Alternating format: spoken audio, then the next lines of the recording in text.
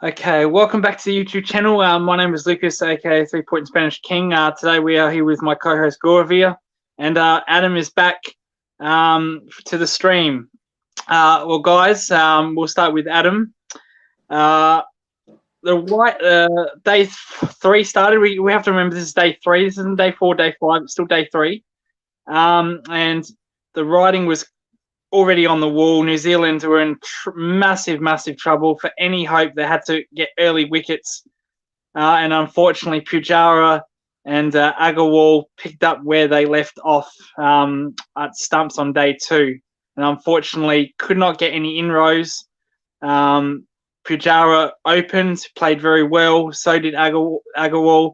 But what needed to happen was quick wickets. And unfortunately, Adam, that did not happen. Yeah, absolutely. I mean, I guess when you bowled out for 62 runs in your first innings and you're behind by 260 or 70 or whatever it was, you really need to bowl the opposition out probably under 200 in their second innings. And unfortunately, New Zealand were never able to get those early breakthroughs last night. And then this morning, India, once they got off to a bit of a good start and got that opening partnership going, they were able to then obviously put the foot down a little bit. You mentioned Agarwal again performing well. 68 with the bat. Shubman Gill batting at number 3 looked really good.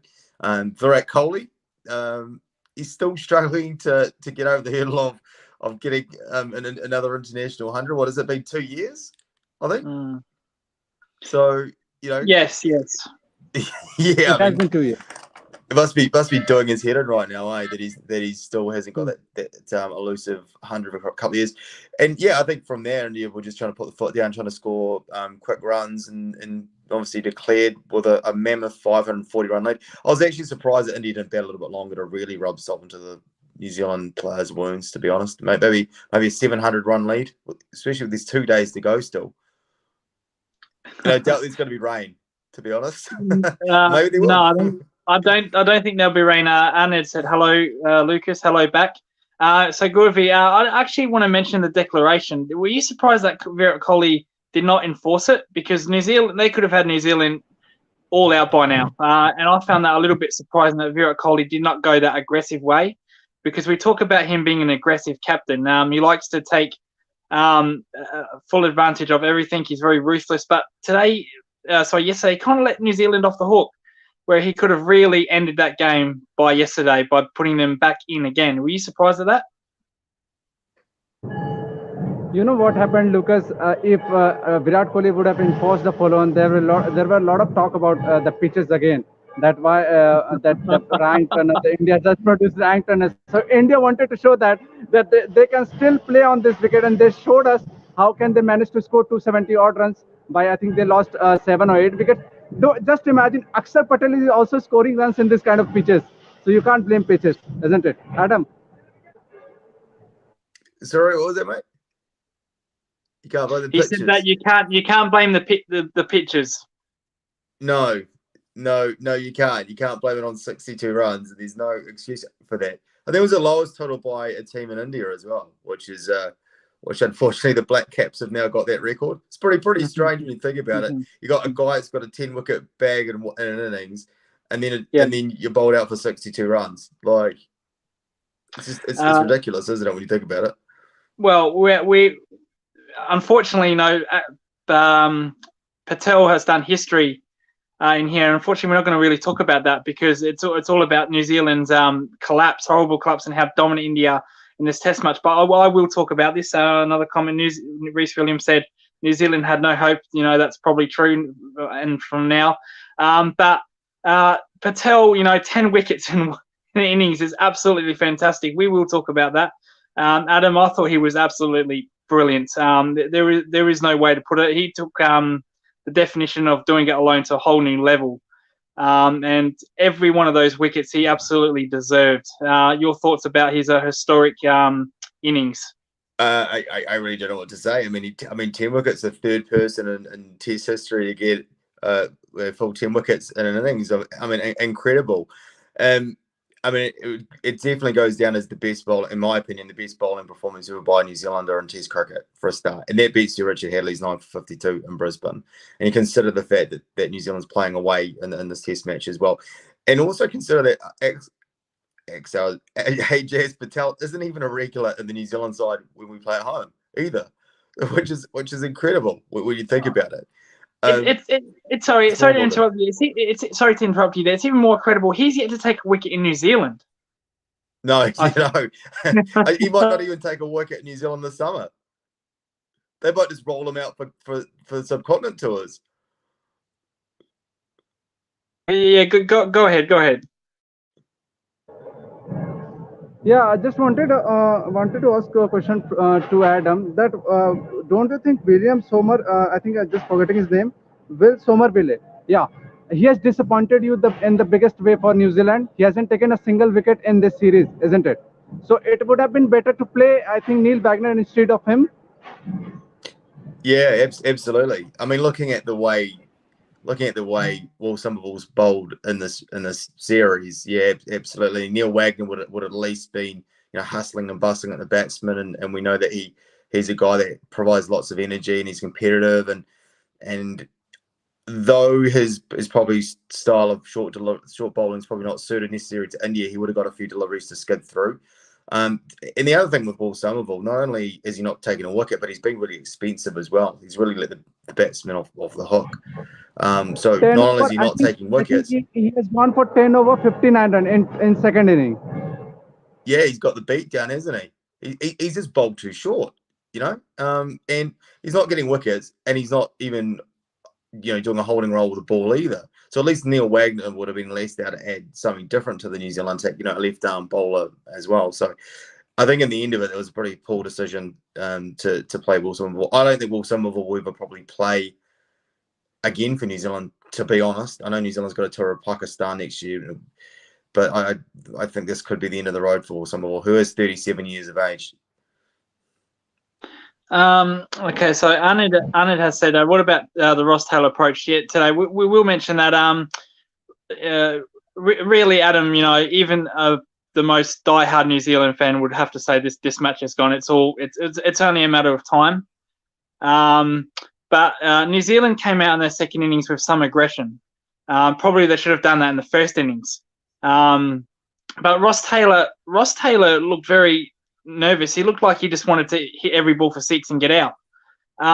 Is this the end for Ross Taylor, or will he be given a go in the Bangladesh South Africa series and then retire? And just to ask one more on Ross Taylor, that I think he hasn't scored a single. If I'm not wrong, Adam will definitely correct me. Has he scored a single 100 in the Test matches in India? This is what my question is.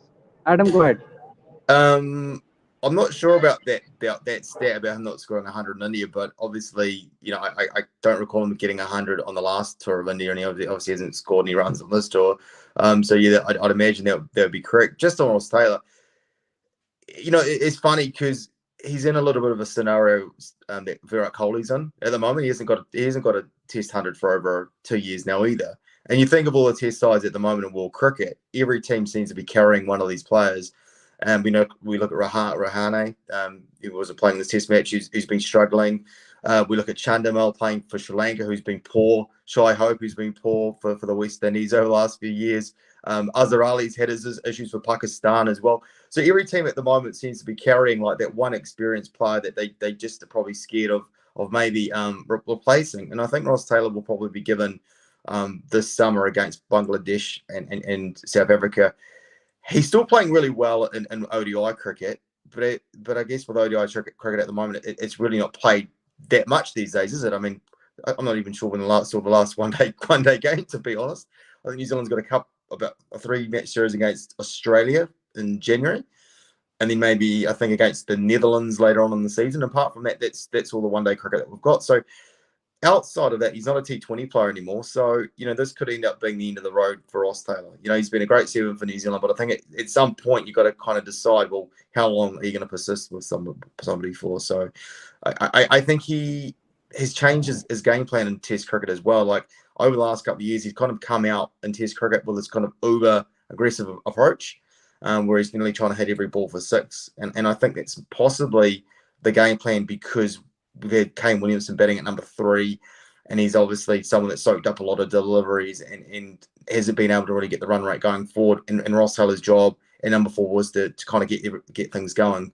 But he just hasn't really been able to score runs over the last few years in Test cricket. Though a great one-day player still. Yeah, we're trying to find other positives today in New Zealand. I did find one with Deryl Mitchell. I thought him at number 3 was fantastic today. Unfortunately, he couldn't make that 100. But take nothing away from him. He batted extremely well, played his shots, and he looked like someone that comes in as a replacement for Kane Williamson at that number 3, and played really well in that second innings. I think he's not the replacement of Kane Williams. I think he's the proper replacement of Colin de Grandhomme, isn't it? I think Colin de Grandhomme is done right now. Go ahead, Adam. Oh, absolutely. Deryl Mitchell's just like he's kind of taken over that role that Colin de Grandhomme had in the New Zealand side for the last few 4 or 5 years actually. Deryl Mitchell's a really accomplished batsman in New Zealand domestic cricket, and he's shown in a short period playing international cricket the last couple of seasons that he is really ready for international cricket, and he seems like a guy that loves pressure, and he's come on as a 30-year-old and just taken to international cricket like a duck to water, and he seems like a guy that loves the big occasion, and he's got a good technique. He's probably more suited to 5 position in the New Zealand order, but we've got Henry Nicholls. The thing with Deryl Mitchell, he's not really bowling as well.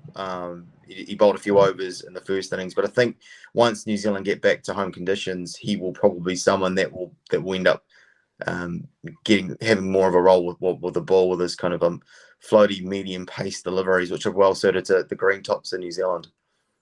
How just on Deryl Mitchell's bowling, were you surprised he wasn't used as much?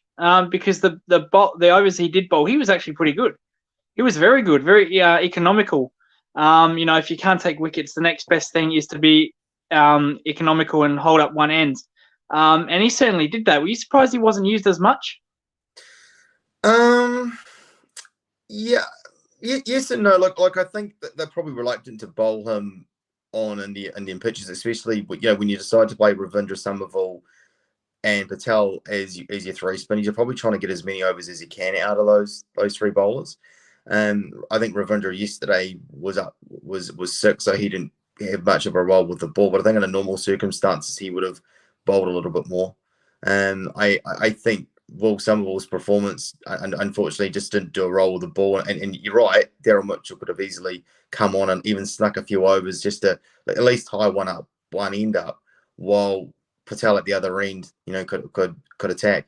But I just don't know if the management team really have that confidence in his bowling at the moment. Like Sir Colin de Grandhomme really made his name for himself in Test cricket with that 5 against Pakistan on his Test debut, and I think he's really well suited to bowling in New Zealand conditions. Deryl Mitchell is more of a batsman who bowls, where Colin de Grandhomme was probably at his international career became a bit of a bowler who batted, to be honest. Go ahead, Gaurav. Okay, I have one question. Yeah. What is the main thing that missed in the first inning from the New Zealand batsmen? It was the application, or was they were too tired because they were coming from the T20 World Cup? They played after they played T20 game in the home in India, and again in the short period of time the Test matches started. Where they have missed this in the first match, in the first inning. Adam, go ahead. I don't think New Zealand can make any excuses about the T20 World Cup, especially when you've got Tom Latham, Henry Nicholls, Ross Taylor. Though Ross Taylor hasn't played any domestic cricket due to COVID restrictions in New Zealand, Blundell and the like, who are Test specialists. And then we could also look at the Indian side, and some of those Indian players haven't actually played a first class game for 2 years due to COVID. Shreyas Iyer, for example, before the Test series hasn't played a first class cricket for 2 years. So I don't think that is an excuse. I just think we just witnessed a tremendous opening spell of bowling by Mohammad Siraj, and who has really come on as a bowler in the last year. I think that series in Australia really, where he really made a name for himself. He's really kind of blossomed from there, and he bowled well in England. And to be honest, it's hard to believe that he's not one of India's top seam bowlers at the moment, or considered in the top 2 or 3, because for me, he's ahead of Ishant Sharma and Yadav. You know, on pure talent, his ability to swing the ball, he bowls with good pace, he's hustle and bustle, a little bit like a Neil Wagner. Like, he's not a tall guy, and he ruffles guys up, and he's got a lot of energy, and he's a competitor. And I think that, like, I think we just witnessed a great opening spell, and then the New Zealand bowlers batting lineup didn't have to face, you know, Ashwin and Axar Patel on a pitch that's taking turn. I mean, but there's no excuse to be bowled out for 62, to be honest. Well, just on Tom Latham, how did you find his captaincy this match? Because he really struggled with the bat. This match didn't really make any inroads with his batting. Fell away, especially in that second innings. How did you see his performance overall? I think he's probably cut in the same mould as Kane Williamson as a defensive captain. I think there was a stage on day one where he really let the game drift a little bit, and when Deryl Mitchell and Ravindra were both bowling together. I mean, you've got two part-time bowlers bowling together when you need to get wickets, and wickets are imperative. So I think that he comes from that kind of defensive-minded background that Kane Williamson comes from. And unfortunately, sometimes you have to really attack, and not necessarily with the bat, but when you're out in the field trying to get wickets. And I think this kind of game showed that, you know, getting wickets was imperative. Every batsman who's got themselves in has looked good on this pitch, which is funny because the spin bowlers on both sides have bowled really well, and there's lots of turn out there. I think it just comes down to a mindset of needing to get wickets and it being really imperative. And I think on day one, New Zealand kind of let India get away a little bit. Though Ajaz got the 10 wicket bag on day two, I think Mayank Agarwal's innings of 150 just for me, he got his innings kind of propelled into a really, really good position. And I think like getting him out early would have been vital. And I don't know if New Zealand put enough pressure on him. We had guys on the boundary, you know, early on in day one, we had guys on a long off boundary. Yeah, just on Kane Williamson's captaincy as defensive, you know, his predecessor, Brendan McCullum, was far from defensive. He was a very aggressive captaincy. But it seems to me that Williamson is his own person. Has Baz done any work with Kane Williamson about tactics, or is Kane Williamson, like I said, he's just been his own person and tried to employ his own philosophy on this team? Kane is very much his own person. You know, like the Black Caps under Brendan McCullum were a bit of a different outfit. I think as great as Brendan McCullum was as a captain, he was, you know, uber aggressive. You know, he would have had a short leg, you know, a silly mid off, probably 2 slips. You know, he would have gone all guns blazing, but that all guns blazing approach can actually backfire on you at times. And I think what Kane Williamson actually has brought to the table is a bit of like a misfire approach. I think I mentioned this the other day when I was in the chat, where he's really calm and it's all about being consistent and about hanging in games and about not giving too much away. And if you're always in a game, you're always in the contest and you always give yourself a chance to win. And I think that's kind of what he has given the New Zealand side. And I think over the last, say, 5 years since, I think that great performance that New Zealand put up against Pakistan and Hamilton, where on day 5, Pakistan lost a truckload of wickets and New Zealand won that match. Since that performance under Kane Williamson's captaincy, New Zealand's really won themselves games when they weren't really expected to win. Games in UAE, games in Sri Lanka. And I think that just comes down to Kane Williamson being a guy that gives confidence in the team through his kind of calm approach. He's obviously very, very tactical in his own way, not uber aggressive, but his approach is about keeping New Zealand in the game. And if you're in the game, then you've also got a chance to win. If you go too aggressive and you're out of the game early on, and especially in the test match, then it's very hard to get back into it, where I think Kane Williamson is always one of those guys that he's very methodical in his approach and conservative at times, but it is different than McCullum in terms of he doesn't gamble away too much. Yep. Okay. And for Gaurav, on an India batting perspective, Agarwal, who found himself in and out of the team. Dropped in the tour of Australia. Has came back and has made this 150. Has he put himself in contention for the South Africa tour? Obviously, there is no doubt about that. The way he batted today in the first inning, where I think the India were struggling at some point of time, and after that, once again in the second inning, once New Zealand bowled out for 62, a lot of people were thinking that India will be bundled out shortly, but he showed that you can bat in this kind of pitches. So I think there are a lot of notches you can carry forward. Yeah. Personally, like I said, Agarwal was in and out of this team. He got dropped during the Australian tour, didn't play because Shadman and Gill took over. But Agarwal, this test match, has played extremely well, and probably has put himself back into back into selection overseas tours. And just to add one more thing, Lucas, I think he got injured in the England tour. Otherwise, he would have been the first choice of opener in England also. So he was unlucky there also. Okay, yep. Okay, so he's got injured. He's came back for the India series, and this, South Africa may not be as what they once were 3-4 years ago when they came into Australia and absolutely blew us apart in Hobart, and they won that series. Unfortunately, political agendas have happened in South Africa, unfortunately, but this is still a very important test series against South Africa for India, because they haven't won there in many, many years. I don't think they've actually won there ever. Not at all. They haven't won a single time. They haven't won a single time yet. But final question to Adam, because obviously we know the difference of the timing of between India and the New Zealand.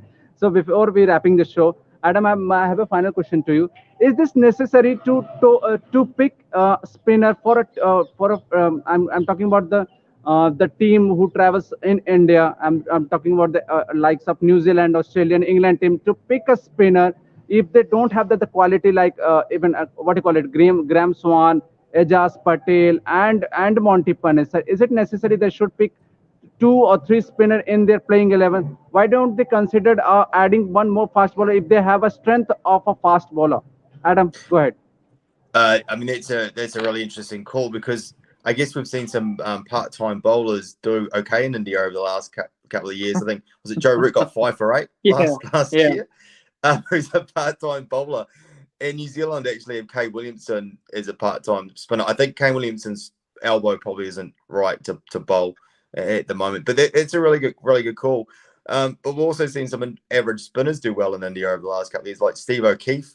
I think got 12 wickets in a game, and he bowled well over there. And 7 in one innings, in the first test. Frazier, about 10 years ago when he got an 8 for 200 or something. Jason Frazier. I mean, so there's been some spinners go over there and do well, but you're right. Like, I guess you got to play to your strengths. I mean, at the end of the day, like if you fast bowlers are your strengths, and you can't field 3 spinners, then you may have to make that big call not to.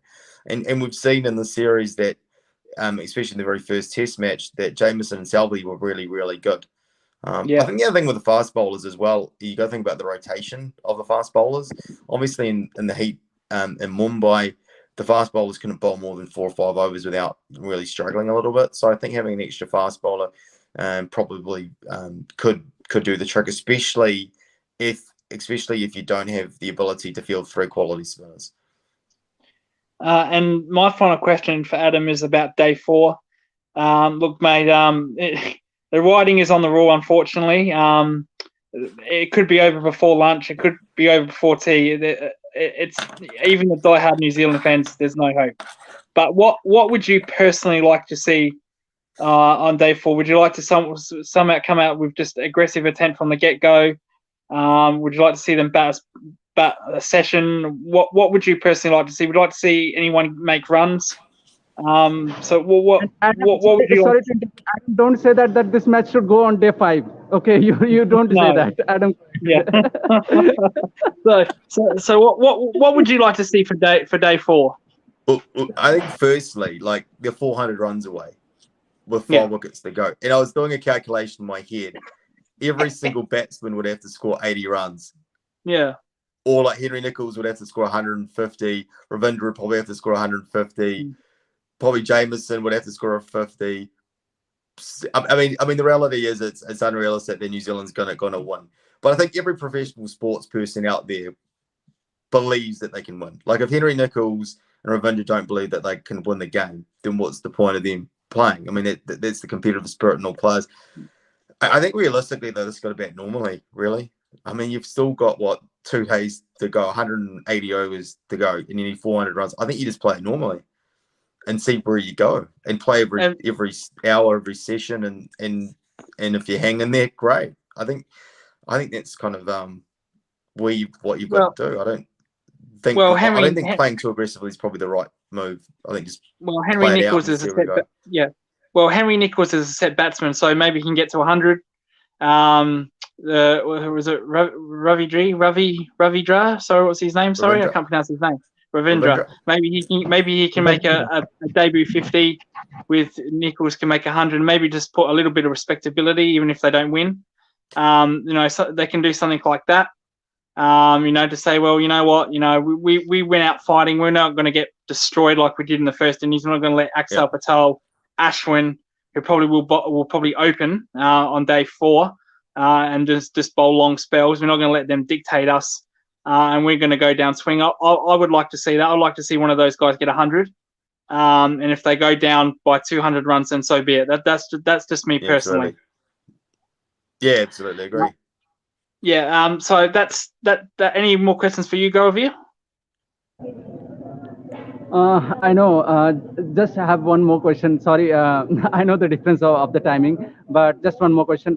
I think the biggest disappointment for me, being watching a New Zealand cricket, has been Tom Blundell, because I've seen him batting in the against the Australia, where he scored 100 in the Australia, and I thought this guy is something special. And now again, once BJ Watling retired from the Test cricket, he has made New Zealand has made him the keeper. I don't think he's lacking that role, because he's batting at number 5, and he's the guy who's look like an opener, isn't it? So what's your thought, Adam? Finally, and just to add that run out was horrible, absolutely horrible. That's the worst point. Your team's down by absolutely 700, 800 runs, getting belted, and you get run out like that. That's just unacceptable, in my opinion. Yeah. I thought you were going to ask me a question about the Indian South Africans, so I would have been more comfortable with that. Tom Blundell's interesting because he's not even a actual proper opener, which is hilarious. And he got 100 as a makeshift opener against one of the best bowling attacks in the world at the G when New Zealand were in trouble. And now he's actually reverted back to his natural role, which is a keeper batsman, number 6. Interesting. I think he just loves pace in the ball, to be honest. And I think he's really struggling on the slower conditions in India.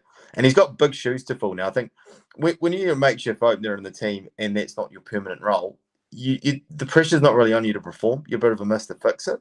But as soon as a new role is yours and that's your permanent given role, and you come into the spot what BJ Watling was in, the pressure is so much different now. So I think that's probably another reason why he's probably not looking so good at the moment. And I think the next summer will be a massive test for Tom Blundell and where his career goes from this, because he's been given the reins to take over from BJ Watling now. He's not a makeshift player anymore. He's not just Mr. Fix-It who's in there. He's not just someone just to plug a gap in the New Zealand top order. He's the actual permanent part of the team.